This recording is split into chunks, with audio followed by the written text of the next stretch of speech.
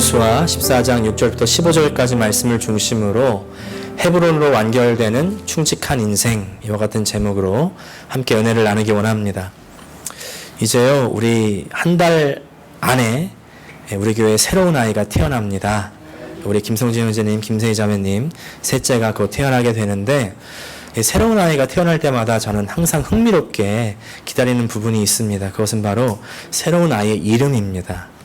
참 사람이 뭐 이름대로 된다 이런 말도 있는데, 어떤 멋지고 아름다운 이름을 가지고 이 세상을 살아갈까 이렇게 기대하면서 이제 이 아이를 위해서 기도를 하는데요. 한 2달 전입니다. 우리 성진 형제님이 아이 이름을 좀 추천해 줄 수 있겠냐고 이렇게 얘기를 하는 겁니다.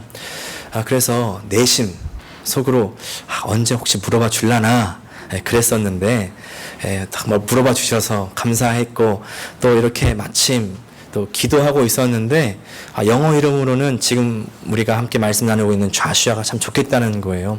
저도 참 좋겠다 이런 생각이 들었고, 또 한국 이름으로는 여러 가지 이름들을 넣고 리스트에 올려놓고 이제 정하고 있다고 그러는 겁니다. 그래서 이제 아이 이름의 추천을 부탁을 받았으니까 새벽마다 열심히 기도를 하는데, 기도하면서 하나님, 이 아이가 어떻게 하나님 나라를 위해서, 또 이 사회를 위해서, 또 그 가정 가운데 하나님을 위해서 살겠습니까? 그렇게 살게 해달라고 기도를 하는데요, 마음에 이런 감동이 있는 거예요.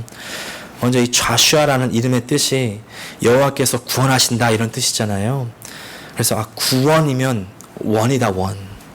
우리 성진 형제님 자제분들이 다 지우, 지 아니잖아요. 그래서 지자 돌림을 써서 이제 지, 원이면 좋겠다라는 생각을 말씀을 드렸더니 참 좋아하시는 거예요. 또 이제 부모님께 물어봤더니 부모님들도 다 좋아하셨다는 거예요. 그래서 참 감사했습니다.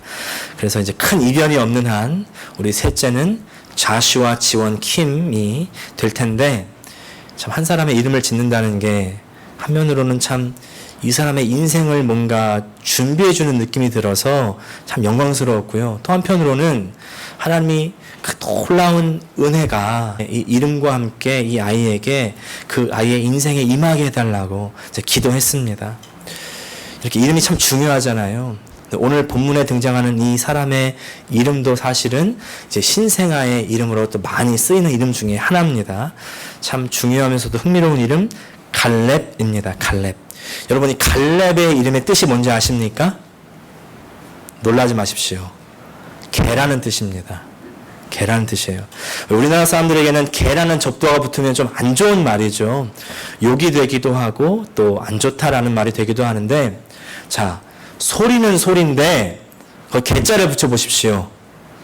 개소리 하면, 죄송합니다, 하면 좀 이제 쓸데없는 말, 안 좋은 말이란 뜻이 되죠. 더 이상은 설명하지 않겠습니다.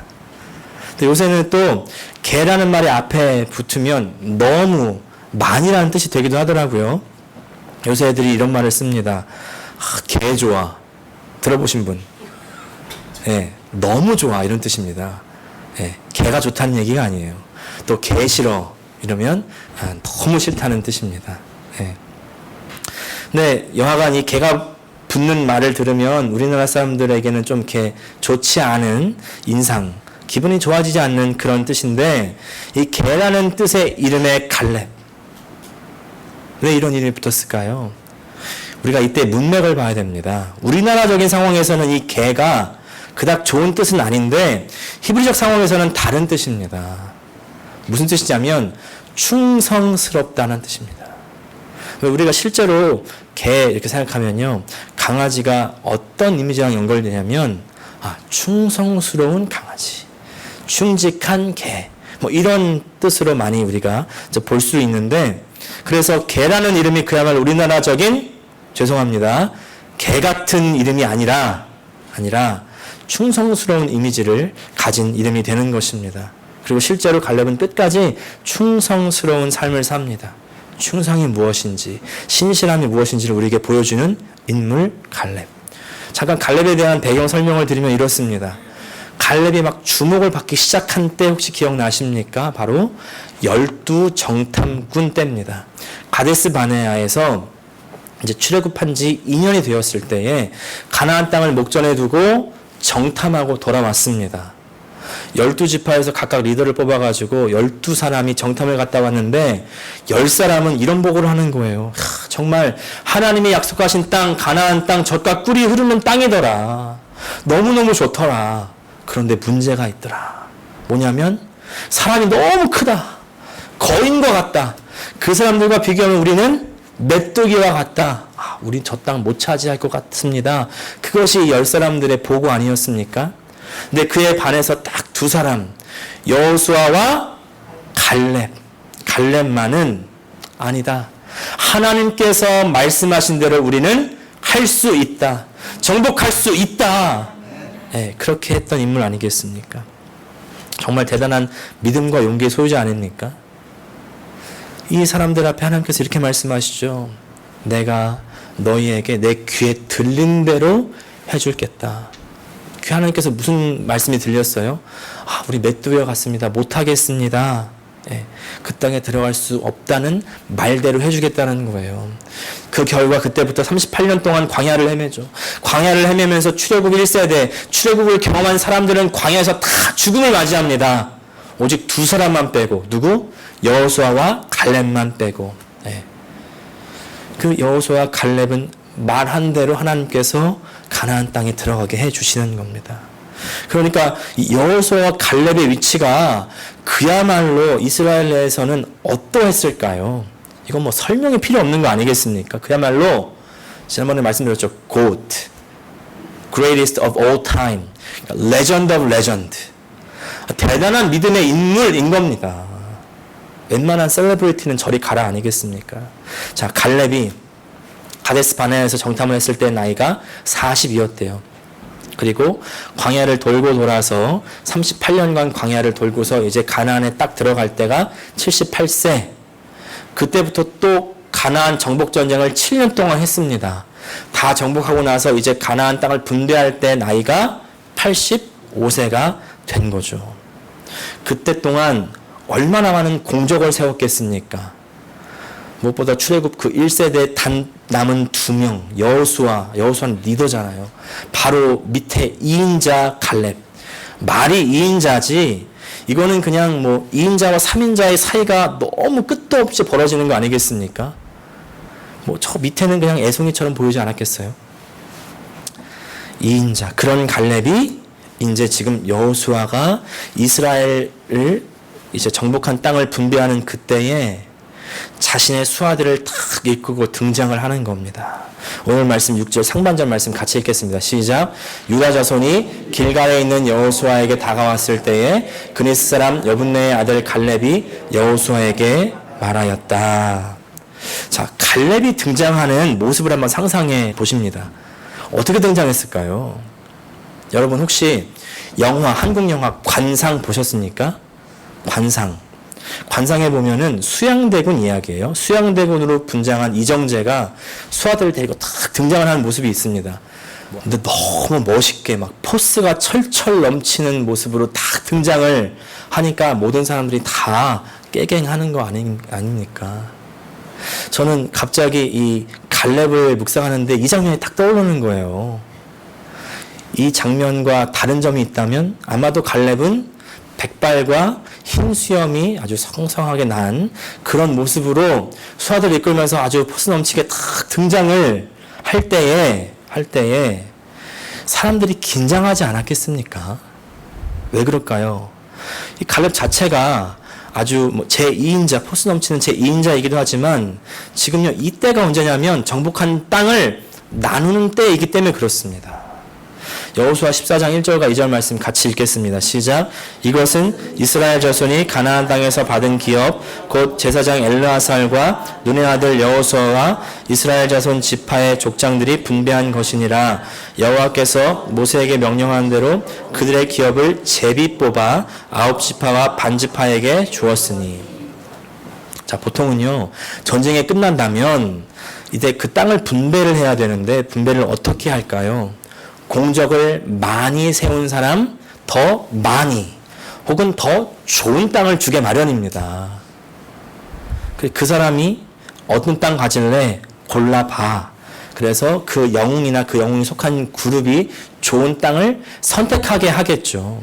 그것이 일반적일 텐데 지금 여호수아는 그러지 않습니다. 더 정확하게는 하나님께서는 그렇게 나누시지 않습니다. 하나님은 제비를 뽑게 하세요. 제비를 뽑는다는 말은 하나님께서 그냥 딱 너희에게 그렇게 정해주겠다는 겁니다. 그 얘기는 뭐예요? 내가 너에게 준 것이 족하다는 거예요. 족한 줄 알고 그렇게 살아라. 그것이 하나님의 손길입니다. 하나님의 손길이 사람이 볼 때는 좀 공정하지 않은 것 같죠. 근데 그 안에서 감사하며 주어진 대로 살아가는 것이 하나님의 사람의 법칙입니다. 근데 그때 그러면 경험하는 것이 뭐냐면 부족한 것 같은 때에 채우십니다. 광야 같은 인생인 것 같은데 그때 만나가 내리고요.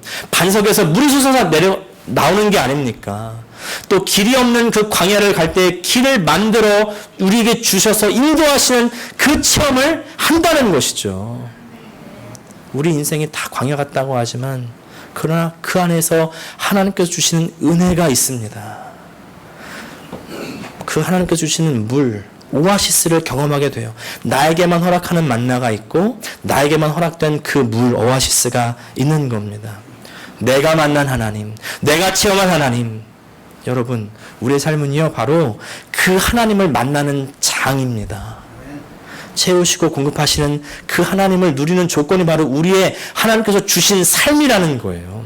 자, 근데 이렇게 제비를 뽑아서 땅을 나누는 이때에 칼렙이 이렇게 유다 자손들을 딱 뒤에 거느리고 등장한다?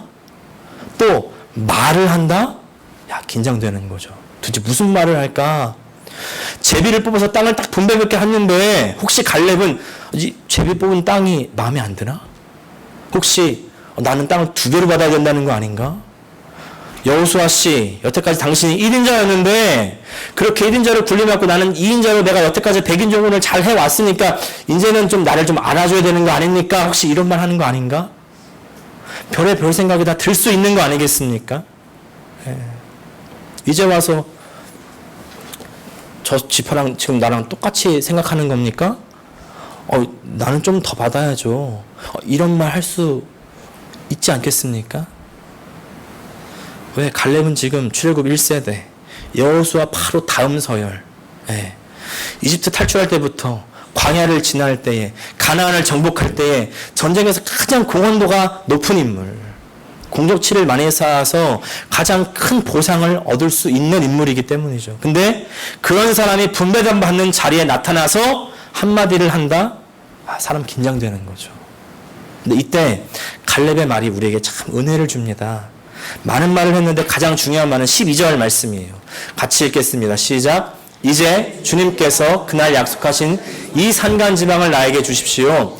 그때 당신이 들은 대로 과연 거기에는 아낙 사람이 있고 그 성읍은 크고 견고합니다.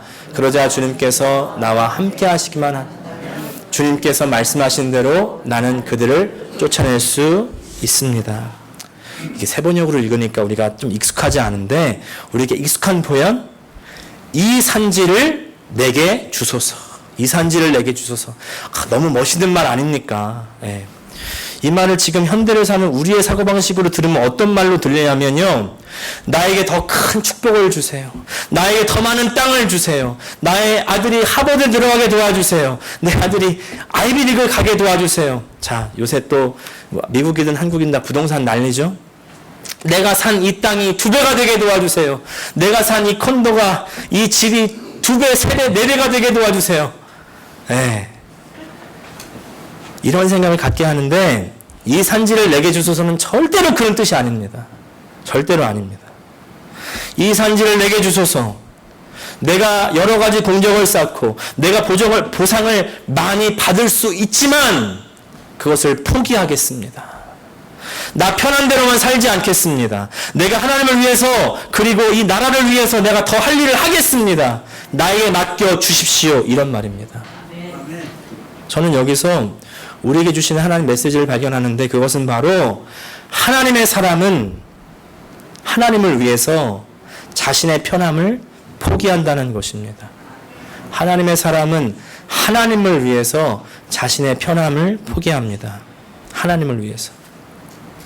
갈렙을 보시면 정말 대단한 믿음의 인물이죠. 근데 다른 것이 아니라 이 사람은요, 오직 하나님 말씀만 따릅니다. 6절에 주님께서 하나님의 사람 모세에게 하신 말씀을 알고 계십니다. 8절에 하나님을 충성스럽게 따랐습니다. 10절에 주님께서는 약속하신 대로 나를 살아남게 하셨습니다. 12절 주님께서 그날 약속하신, 또 주님께서 말씀하신 대로 하나님 말씀을 아주 충성스럽게 45년 동안, 아니 85년 동안 평생을 그렇게 따르는 겁니다. 충성스럽게.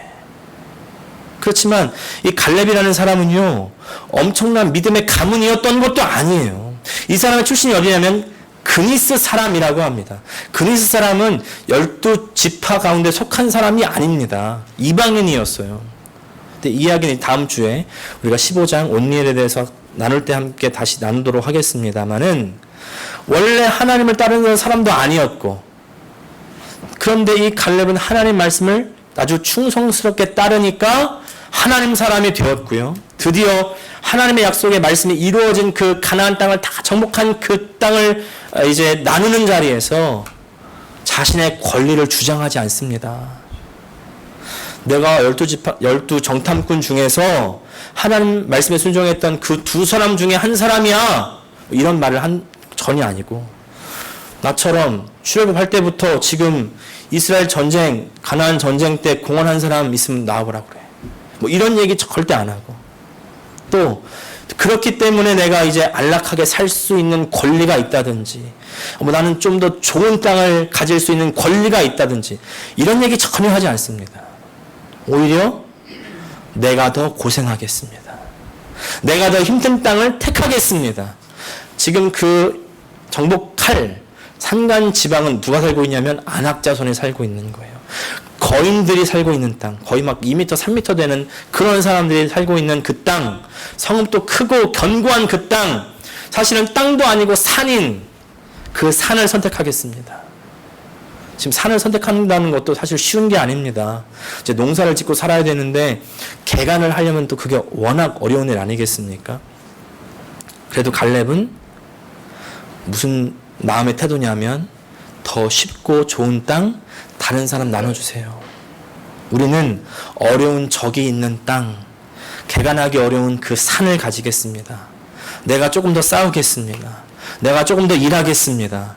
내가 조금 더 짐을 지겠습니다. 자기가 할 말은 그거라는 거예요. 이 태도가 바로 믿음의 사람의 태도라는 것입니다. 어떻습니까? 조금 신앙생활 하면은, 하나님, 제가 하나님 이만큼 섬겼잖아요. 그러니까 제가 복을 좀 더 주셔야 되지 않겠습니까? 하나님, 제가 헌금 이만큼 했잖아요. 하나님, 제가 주일 예배 한 번도 안 빠졌잖아요. 하나님, 제가 봉사 이만큼 했잖아요. 제가 좀 편해야죠. 노후는 보장해 주셔야죠.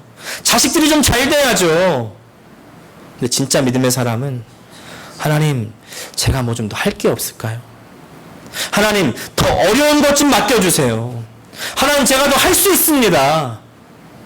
믿음의 사람의 태도입니다. 왜 그래요? 하나님을 바라보기 때문에, 이 땅의 것을 바라보지 않기 때문입니다. 성경에서는요, 특별히 신약에서는 이 땅 안에서의 보상을 이야기하지 않습니다. 구약에서는 뭐 땅도 차지하고 부자도 되고 왕도 됐지만요, 예수님 오신 이후에는 그런 땅, 뭐 왕이 되는 거, 부자가 되는 거, 이런 것들은 이미 예수님으로 다 완결이 되는 겁니다. 예수님 믿으면, 그래서 예수를 내 마음 가운데 얻으면 이제 이 땅의 것들, 그런 거 다 중요하지 않다는 겁니다. 필요는 하지만 그러나 그런 것들이 진짜 복이 아니다. 이 세상에서 보상이 중요한 것이 아니라 진짜 중요한 참된 보상을 받았다는 것입니다. 그리고 그 예수님을 보상으로 받은 사람들은 이제 예수님을 위해서, 그리고 하나님 나라를 위해서 일하는 겁니다. 끝까지 일하는 거예요. 그리고 이런 갈렙을 축복하죠. 13절 말씀 또 읽겠습니다. 시작. 여호수아가 여분네의 아들 갈렙을 축복하고 헤브론으로 유산으로 그에게 주었다. 이 말씀은 갈렙에게 더 많은 복을 줬다는 게 아니에요. 갈렙에게 더 싸울 수 있는 힘의 복을 빌어줬다는 거죠. 이길 수 있는 용기와 힘의 그 지혜의 복을 빌어줬다는 것입니다. 끝까지 하나님 말씀을 이룰 수 있는 믿음의 복을 빌어줬다는 것이죠. 그러니까 쉽게 말해서 야, 너 이제 고생했으니까 잘 먹고 잘 쉬고 이제 잘 살아라, 이런 축복이 아니라 잘 싸워라. 잘 싸워라. 이게 축복이라는 것입니다. 우리 아가페 선교 침례교회 성도 여러분, 저도 여러분께 축복합니다. 더 잘 싸우십시오. 더 잘 싸우십시오. 끝까지 싸우십시오. 끝까지 믿음 변치 마십시오. 그래서 헤브론을 유산으로 받으십시오. 네. 자, 여호수아가 헤브론을 유산으로 주는데 이 헤브론이요, 사실 빈 땅이 아니잖아요. 보통 우리가 뭘 줄 때 남의 것 갖다 주지 않지 않습니까? 남의 것 갖다 주면 어떻게 돼요? 큰 싸움이 일어나서. 이거는 뭐 싸우자는 얘기죠. 아니, 비어있는 땅도 아니고 이미 정복한 땅도 아니고 다른 민족이 살고 있는 그 땅을 무슨 유산이라고 주냔 말이죠. 뭔가 순서가 뒤바뀐 것 같지 않습니까? 근데 하나님 약속은 이런 식이에요. 먼저 선포하고 우리가 믿음으로 싸워 이겨나가는 것입니다. 그래서 우리는 끝까지 이겨나갈 수 있는 힘이 필요합니다. 그 힘 받으시기를 축복합니다. 그것을 충성이라고 하는 거예요. 14절 말씀 읽겠습니다. 시작. 그래서 헤브론은 그리스 사람 여분네의 아들 갈렙의 유산이 되어 오늘날까지 이른다. 그것은 그가 주 이스라엘의 하나님을 충성스럽게 따랐기 때문이다. 그렇게 끝까지 충성해서 받은 땅이 헤브론인데, 이 헤브론이 사실 갈렙의 인생의 결론입니다. 다음 15절 말씀 읽겠습니다. 시작. 헤브론의 옛 이름은 기럇 아르바였는데 아르바는 아낙 사람 가운데서 가장 위대한 인물이었다. 드디어 그 땅에 평화가 깃들었다. 자, 이제 마지막 결론 15절에 보면 갈렙이 받은 헤브론 땅의 원래 지명이 나오는데 그 지명은 바로 기럇 아르바입니다. 기럇 아브라. 기럇 아브라라는 그 말의 뜻이 뭐냐면 아르바의 성이다, 이런 뜻입니다. 15절 말씀에 따르면 이 아르바라는 사람은 당시 이 땅의 위대한 인물, 영웅의 이름이었습니다. 왜 도시나 지역의 이름을 위대한 인물, 위대한 영웅의 이름을 따가지고 짓는 경우 많지 않습니까? 당장 우리 미국의 수도만 해도 워싱턴 DC가 이 워싱턴 장군의 이름을 따서 졌잖아요. 또 고대에 많이 등장하는 이 알렉산드리아라는 도시도 이 알렉산더 장군, 알렉산더 왕의 이름을 따서 진 겁니다. 이집트에 있는 알렉산드리아도 알렉산더 이름을 따서 알렉산드리아. 워싱턴 DC도 워싱턴 장군의 이름을 따서 워싱턴 DC. 자, 그렇게 유명한 사람들의 이름을 딴 도시, 이 기럇 아르바라는 사람의 이름을 따서 만든 기럇 아르바를 갈렙이 정복하고 나서 이 자신의 편안함을 포기하고 끝까지 싸워서 이겨서 받은 이 기럇 아르바를 정복하고 나서 저 같으면요, 제가 갈렙이었으면 저는 이 도시의 이름을 뭘로 지을까요? 갈렙의 성으로 전 지을 것 같아요.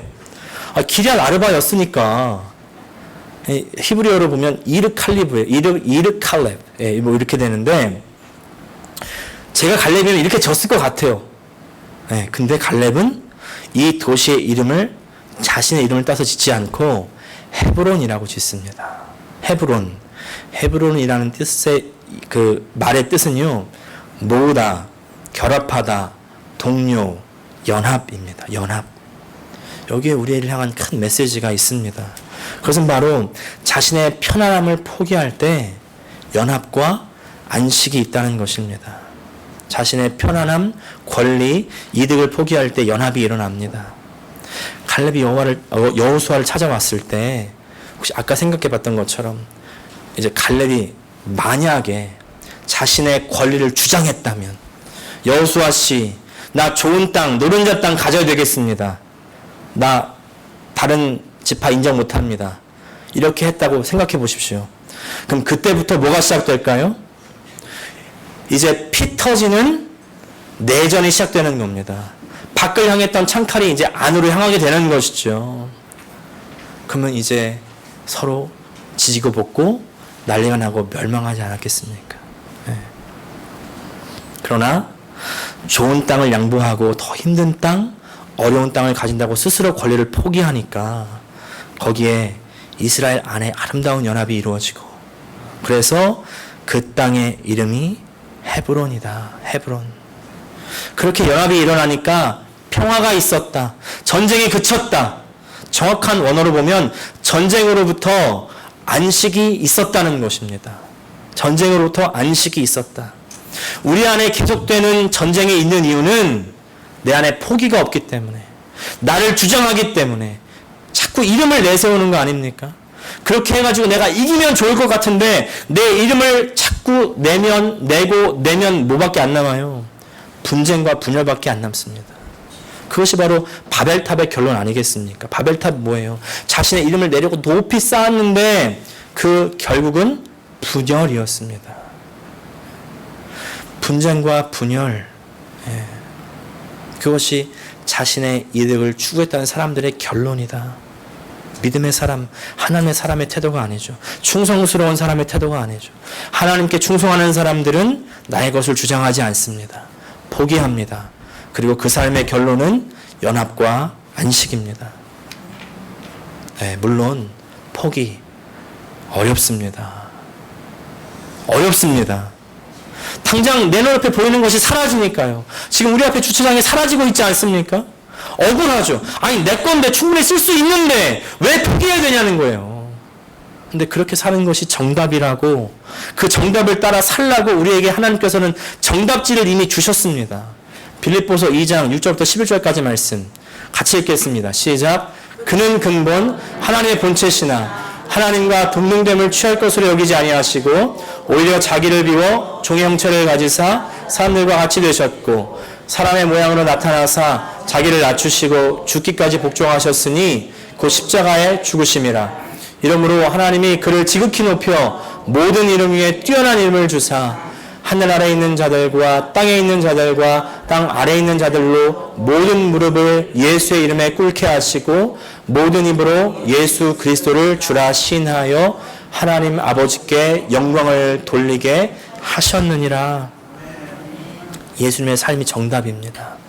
그리고 예수님의 삶은 낮추고 포기하고 죽는 삶이었습니다. 이 땅에서 보상을 바라지 않는 삶이었고요. 끝까지 하나님의 영광을 추구하는 삶이었습니다. 이것이 충성스러운 삶이라는 것입니다. 제가 유튜브를 보다 보니까 한 수학 1타 강사가 이런 얘기를 해요. 수험생들에게 이렇게 충고합니다. 할 거면 한 번에 제대로 하라고 합니다. 공부를 하기로 했으면 한 번에 굵게 끝내라는 거예요. 네, 물론 이게 1년이나 2년 반짝 공부하는 수험생에 대한 이야기지만 저는 신앙생활도 다르지 않다고 생각을 했습니다. 우리 오늘도 혹시 오시면서 그런 얘기 안 하십니까? 목사님, 일주일에 왜 이렇게 빨리 돌아와요? 아니 목사님, 한 달에 왜 이렇게 빨리 가요? 우리 친 목사님도 벌써 하와이 오신 지 이제 다음 주면 2달이에요. 그죠? 다음 주면 2달. 우리가 인생 너무 빨리 간다. 또 이제 저 사신 분들은 인생 짧어 이렇게 말씀하시는데, 한 번 살 때 우리 믿음을 가지고 그리스도를 따르는 삶을 살기로 했다면 우리 한 번에 정말 잘 살아야 됩니다. 믿는 사람답게 충성스럽게 갈렙처럼 예수님처럼. 근데 그렇게 살려면요 진짜로 믿음이 있어야 돼요. 믿음이 있어야 이렇게 사라지는 거거든요. 어떤 목사님이 그러세요. 우리 교회가 타락하는 이유, 그리스도인들 안에 그 삶이 없다고 이야기하는 이유는 교회 안에 그리스도인이 없기 때문이다. 교회 안에 그리스도인이 없기 때문이다. 이렇게 말씀하시는 것을 들었어요. 저도 동의가 됩니다. 우리 정말 구원을 확인해야 됩니다. 믿음을 확인해야 됩니다. 하나님의 사람이 되십시오. 하나님의 사람은요 자신의 것을 포기합니다. 편함을 포기합니다. 내 이름 내기를 포기합니다. 우리 끝까지 충성스럽게 잘 살아서 결국 헤브론, 이 연합 하나됨으로 완결되는 삶을 사는 저 여러분 되시기를 간절히 축복합니다. 기도하겠습니다. 시간 한번 기도할 때에 하나님, 우리 충성스러운 갈렙을 봅니다. 하나님 아버지, 이 충성스러운 갈렙이 어떻게 살았습니까? 자신의 권리, 주장할 수 있지만 주장하지 않고 포기하는 것입니다. 하나님, 우리 안에 주를 위해 한 일들이 얼마나 많이 있습니까? 그러나 하나님을 바라볼 때 그것은 아무것도 아니었습니다. 나의 권리, 나의 이득 주장하지 않게 하여 주시고 포기하게 하여 주시고, 포기할 때 그 안에 참된 연합이 일어나며 하나됨이 일어나며 그 가운데서 교회가 자라는 줄을 믿습니다. 주님, 우리가 마지막에 가져야 할 그 산지 바로 하나됨 연합인 줄 믿습니다. 먼저 하나님과 연합되게 도와주시고 우리가 서로 연합되게 도와주시옵소서. 다 함께 통성으로 기도하시겠습니다. 하나님, 우리 아버지 감사합니다. 하나님께서 우리를 불러주셔서 참된 복을 얻게 하시니 감사합니다. 다 복받은 사람입니다. 무슨 복입니까? 바로 예수 그리스도라는 복입니다. 영생의 복입니다. 천국의 복입니다. 참된 복입니다. 하나님, 먼저 우리 안에 있는 그 보배를 항상 확인하게 하여 주시고, 예수 안에 있는 복받은 우리들 이제 충성스럽게 이 땅을 살아가게 하여 주시옵소서.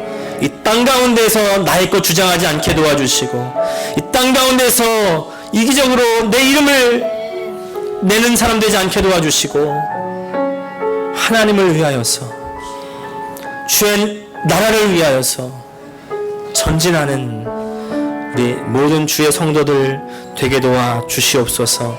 그래서 갈라진 곳에 연합을 가져오고 하나님과 서로 연합시키는 주님의 사람들, 평화의 사람들, 안식의 사람들, 샬롬의 사람들 되게 도와 주시옵소서. 예수님의 이름으로 기도합니다.